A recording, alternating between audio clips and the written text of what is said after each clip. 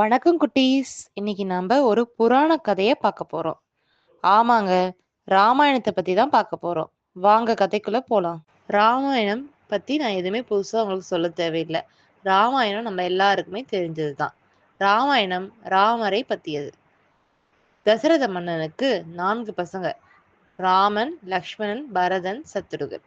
இதுல முதல்ல யாரு? நம்ம ராமன். அவருடைய மனைவி சீதை.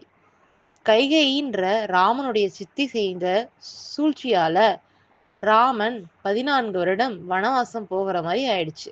வனவாசம்னா காட்டுல போய் இருக்கிறது.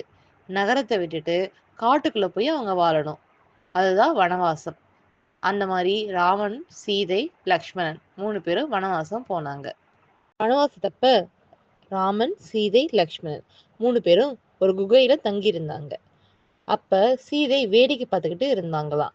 அங்க ஒரு மான் அழகா பொன் நிறத்துல மயக்கிற அழகோட இருந்ததாம். அத பார்த்த உடனே சீதைக்கு ரொம்ப பிடிச்சு போச்சாம்.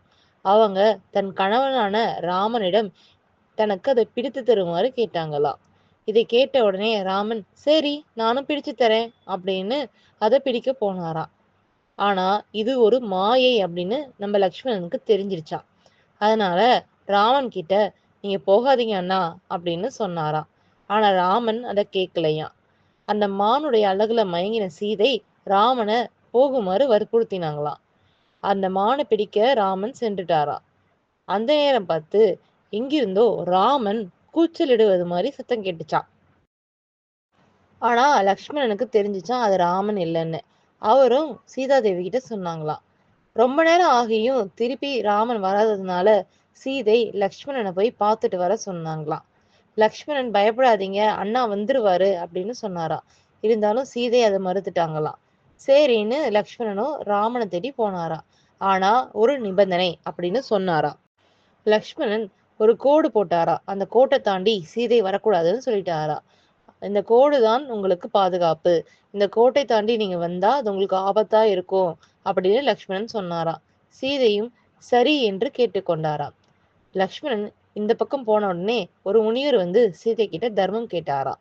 சீதையும் தர்மம் கொடுக்க கோட்டை தாண்டி வெளியே வந்தாங்களாம். அப்ப அந்த முனிவர் திடீர்னு 10 தலை கொண்ட ராவணனா மாதிரி சீதையை தூக்கிக்கிட்டு தங்க ரதத்துல ஏறி பறந்து போயிட்டாராம். இத பார்த்த ஜடாயுன்ற ஒரு கழுகு அந்த ராவணன் கூட சண்டை போட்டுச்சான். அப்ப அந்த கழுக ராவணன் வெட்டி வீழ்த்திட்டாராம். அந்த கழுகு கீழே விழுந்துருச்சான். பயங்கர அடிபட்டுருச்சான். அது வயசான கழுகா, பாவம். அப்ப ராமன் லக்ஷ்மணனும் குகையை நோக்கி வர அங்கே அடிபட்டு கிடந்த ஜடாயுவை பார்த்தாங்களாம். என்ன ஆச்சு அப்படின்னு கேட்ட உடனே ஜடாயு நடந்ததெல்லாம் சொன்னுச்சான். உடனே ராமன் தான் செய்த தவறை உணர்ந்தாராம். சீதையும், ஐயையோ, நம்ம லக்ஷ்மணன் சொன்னதை கேட்காம மாயையை நம்பி இப்படி நம்ம அகப்பட்டுட்டோமே அப்படின்னு ரொம்ப வருத்தப்பட்டாங்களாம். இதுல இருந்து என்ன தெரியுது குட்டீஸ்? நம்ம எல்லாத்தையுமே உண்மைன்னு நம்பக்கூடாது. நம்ம கண்ணுக்கு அழகா தெரியறது எல்லாத்துலயும் நிறைய ஆபத்துகள் இருக்கும். எந்த ஒரு விஷயத்தையுமே நம்ம முழு மனதோட நம்பி நம்ம அதை பின்பற்றக்கூடாது. எந்த விஷயத்தையுமே நம்ம ஒரு தடவைக்கு 4 தடவை அதை பத்தின ஆராய்ச்சிகளை மேற்கொள்ளணும். கதையுடைய நீதியும் அதேதான் குட்டீஸ். கண்ணால் காண்பதும் பொய், காதால் கேட்பதும் பொய், தீர விசாரிப்பதே மெய்.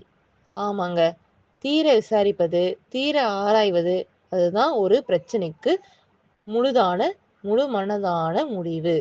அதை தான் நம்ம என்னைக்குமே எடுத்துக்கணும். கண்ணால காண்பதையோ காதால கேட்பதையோ வச்சு ஒரு விஷயத்தை நம்ம என்னைக்குமே தீர்மானம் பண்ணக்கூடாது. நன்றி. மீண்டும் ஒரு கதையுடன் சந்திக்கிறேன்.